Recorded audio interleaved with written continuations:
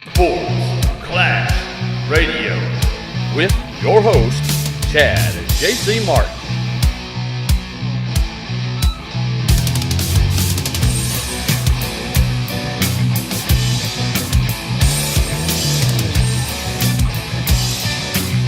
Welcome everybody to another edition of Sports Clash Radio. We are talking No Mercy. We're getting ready. We're going to preview No Mercy for this weekend's pay-per-view.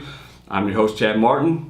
That's JC Martin. We're going to get right down to this because, now we're having 2 pay-per-views a month with the brand split, right, which is kind of cool because, every other week you're going to get a new pay-per-view. And you don't have to pay $60 for them now. You can just pay $10, period, and then you get both of them. Yeah, I am going to be interested to see what they do about Survivor Series if we only have the one pay-per-view for that whole month. Which they should. I think so, the main 4 shows, Survivor Series, Royal Rumble, WrestleMania, and SummerSlam, they should be super shows. Yeah, they need to be a dual show with both those things. And they probably will. Especially with Survivor Series, because then you can legitimately bring back, you can do that Raw versus SmackDown match for bragging rights. Yes, and you want to see that. If you want, you can bring back that mediocre bragging rights pay-per-view, but I say don't do that. Just do the Survivor Series thing. Exactly. So let's talk about this. And we'll save the best for last, but here's some news. And Curt Hawkins will be making his official SmackDown return at the No Mercy pay-per-view. Hey.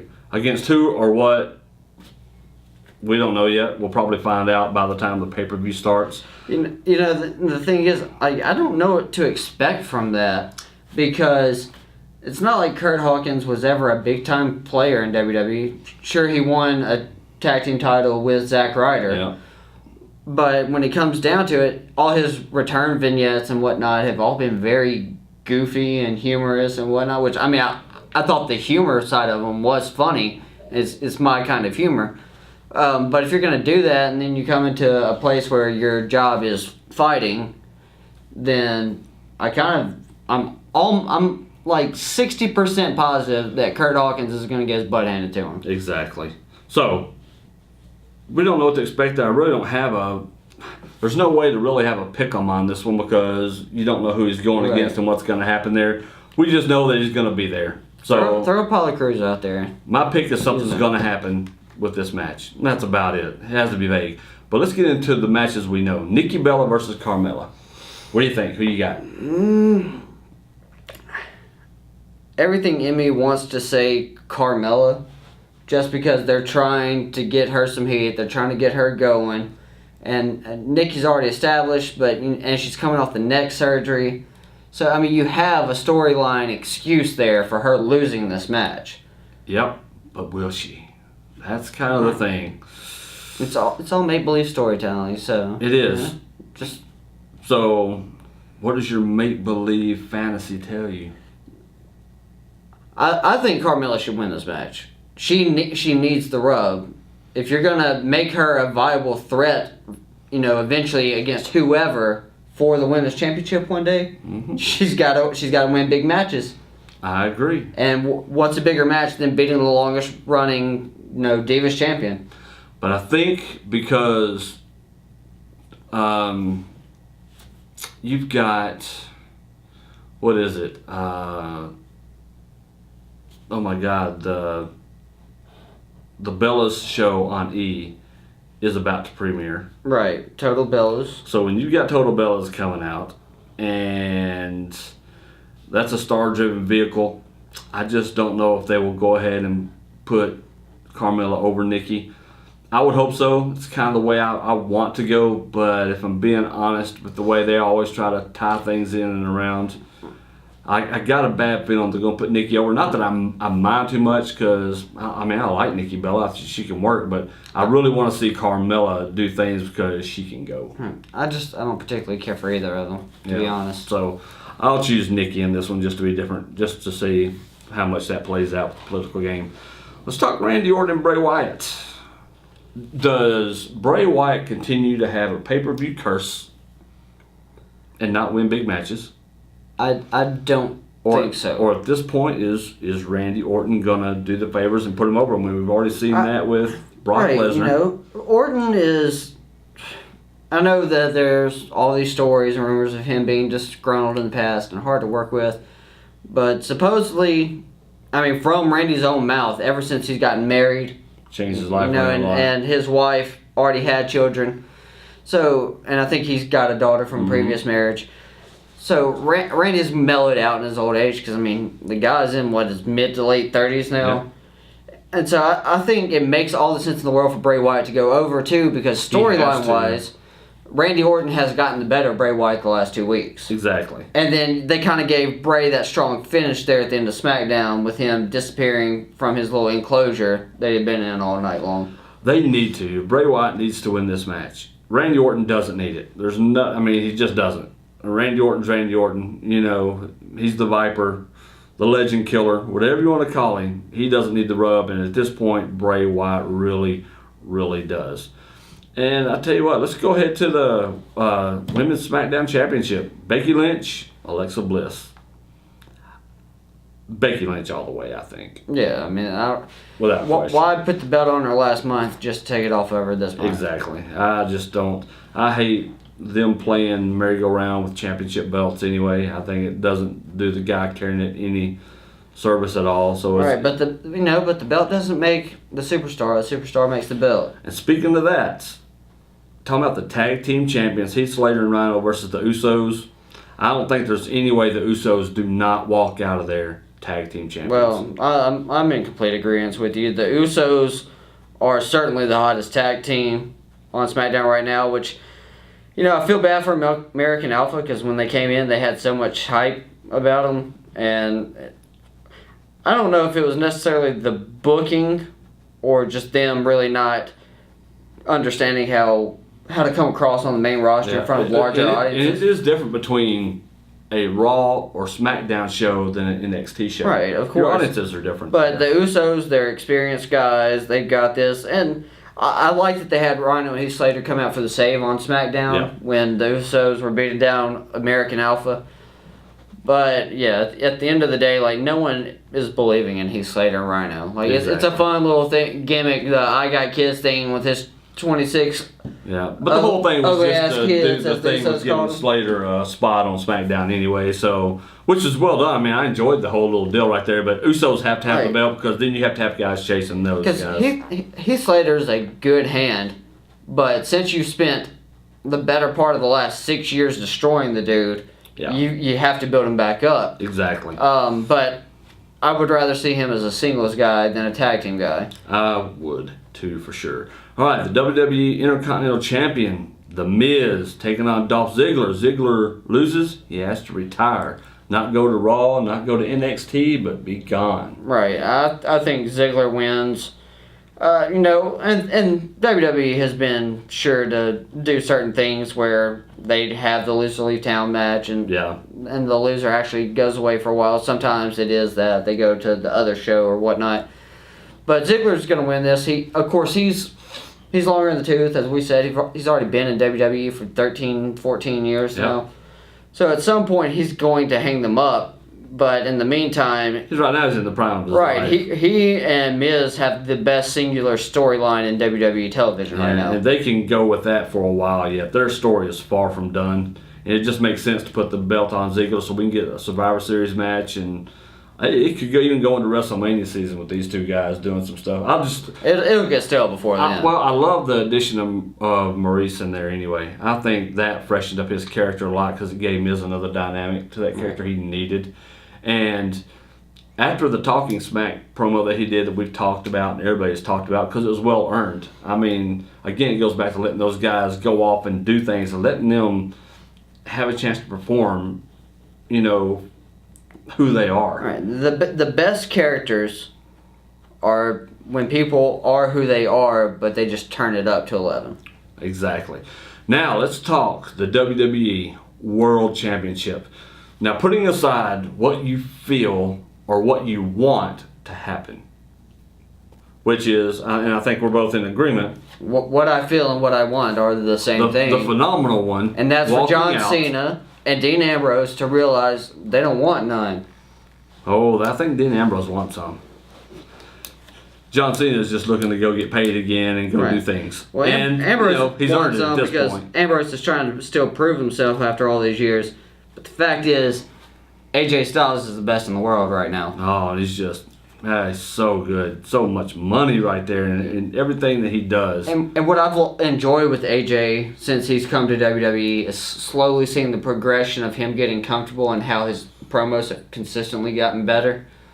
And so I think it was smart for them to go ahead and put the championship on him because that's the championship, main championship that he doesn't have in his collection. Exactly.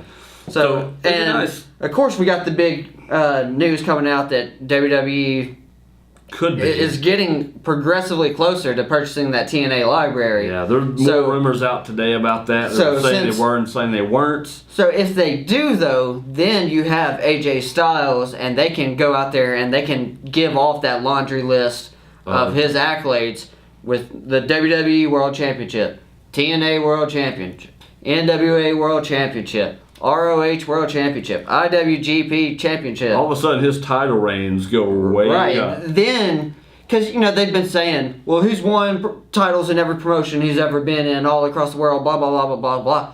But now you actually have viable big-name promotions to go with that title claim. So I'm really hoping that happens. So we'll see. But I think we're both leaning towards AJ with that. I mean, I just don't think they're going to do that. They're not going to put it on Cena right now. The storyline with Cena chasing Ric Flair's world title count is, a great thing for this match to really push it for those who actually believe he has a chance of winning this match. He doesn't. Now, saying that, if they put him over and stuff, I will be shocked. Probably one of the biggest shocks. I think if Cena gets that 16th world title, which I think he will get 16. I think he will too. But I think that they're saving that for WrestleMania season. Yeah, and it'll be a short run thing when he does do it, but it'll be one of those things. Because, it's not like Cena's a young guy anymore. Cena's pushing 40. Exactly. So, at some point, if they do put the strap on him one last time, because he's still in great shape, as you all know. Oh, yeah. But he's working a more limited schedule than he ever has.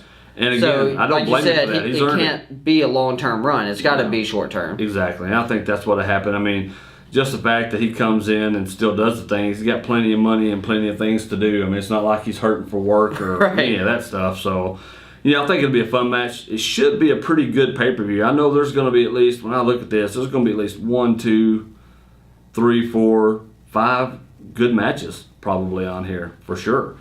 That championship match is going to be top notch. Ziggler Miz, another great match. They're going to cut loose. I can't wait to see that. So I'm excited about it. I think the pay-per-view is going to be nice. Can't wait to see what happens with it. There was other news coming out, and they've been talking about this, but it looks like WWE supposedly is getting closer to signing Bill Goldberg to have a one-off match maybe with Brock Lesnar. Because the last one was so great, right? Yeah, I'm just not sure how I feel about that car wreck right there. Look, and it would be fun to see. And I've always liked Goldberg, but I've always hated Goldberg. I think that it would be. My problem with that would be the match quality, because it's kind of the same thing we talked about this with Brock Lesnar. I'm tired of seeing matches where you just go out there and destroy opponents. I don't think you get that with Bill Goldberg and Brock Lesnar in there. I would like to see, and I guess that's really why I would like to see it, to see a different thing from Brock Lesnar, because Bill Goldberg's not going to go in there just to get beat up. No, that ain't gonna he's going to come out there, he's going to let fireworks hit him in the face like an idiot, he's going to breathe in chemical smoke from said fireworks like an idiot, he's going to punch, he's going to kick, maybe he'll fall on his face again like an idiot, he'll get in the ring, he'll scream, do his little half-cocked eye thing, he'll beat his chest, he'll hit a jackhammer, he'll hit a spear, and then he'll stand up, shake the ropes, look at the camera, and just yell, "Who's next?" And that'll be the end of it. Except it probably won't happen nothing like that. Well, it'll happen for the poor fools that he beats up leading up to the match. No, that will happen for sure. And we're gonna see that for 4 weeks probably. So I'm calling it right now. I don't think we'll have fireworks anymore. So, I hate Goldberg. He's lame. He's always been lame. His character was flat and vanilla his whole time during his big run in WCW. So I've never been a Goldberg fan. I felt like he was just a really piss poor version of Stone Cold. And the truth comes out really is why he doesn't like Bill Goldberg. But you know what's funny though, because we've always kind of said that. That was WCW's answer to Stone Cold Steve Austin. He was a guy who was given the keys to a company after barely being in the industry, and he never deserved it. That was always kind Now, of my thing with Goldberg. Granted, he had the physical presence to make himself into a star.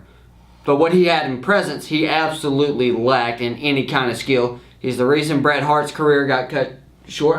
To say that Bret Hart's career got cut short, I mean, Bret Hart wrestled for 20-something years. Oh, yeah. It's not like he had a real short career, but there are a lot of things. But, Goldberg had his fans, legions of fans. When you go to those arenas, you find any backwoods, toothless redneck, and they were Goldberg fans. But they were, and you can't deny the man's drawing ability from that standpoint. The problem I have is kind of what... I can deny everything else about him, though. Yeah, but that invalidates everything you're saying then. You can't say that. Well, you can if you watched anything he ever did. Goldberg was an athlete. And the problem with Goldberg... University of Georgia Bulldog linebacker. Yes. NFL linebacker. Though he didn't last long. No, he didn't. So he wasn't that good of a linebacker. And then he comes to wrestling and they just attached a rocket to the guy and shot him to the moon. But that's what the thing about, I think, but Bill Goldberg's thing was that Goldberg did what every sane person would have done in that spot. Ran with that shit. Right, and that's what you should do. That. But that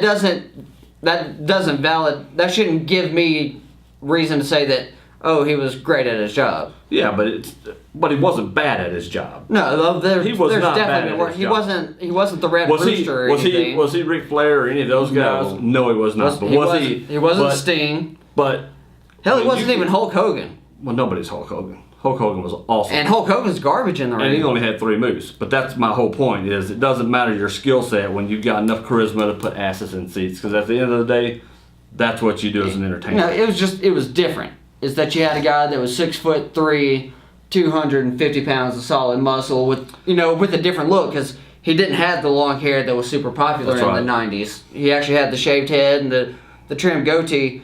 And he had the no-nonsense attitude, but he didn't have jack for charisma. Now here's always been my thing about it. I hated the streak. The streak was the worst thing. Right, especially since it multiplied exponentially week to week. Yeah, it was magical numbers.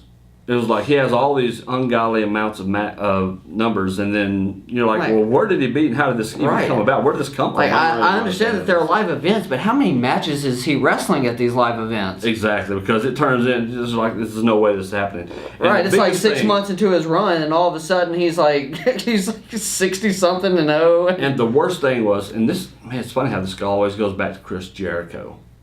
But Chris Jericho, when they were building up to a match between him and Goldberg, was getting that whole event over. It was so great. Jericho is great. His personal security. He's always been great. Awesome. Jericho can make things work. You have to appreciate Chris Jericho. And so when that whole thing bombed right there, I was like, you know what, I'm just kind of done with this. Then you had the whole Goldberg being the professional that he is. Absolutely refused to work with Chris Jericho. Exactly. And do the pay-per-view match. And then they got into a little scrum, which most people claim that Jericho actually got the better of Goldberg again. Well, Jericho certainly didn't get his ass kicked, and Jericho was not afraid to stand up to anybody, which we just saw with the whole Brock Lesnar thing. Not afraid to go in there, even if it might cost him his life and stuff. He's not afraid to go in there and do it. So, anyway, I don't know how we got off on that tangent with Bill Goldberg. And because you mentioned his name and how garbage he gets fired up and all that good junk.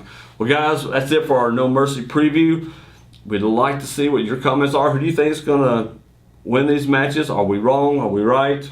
Do you actually want to see Goldberg back, considering he hasn't been here in 13 years, 12 and a half years, whatever you want to call it?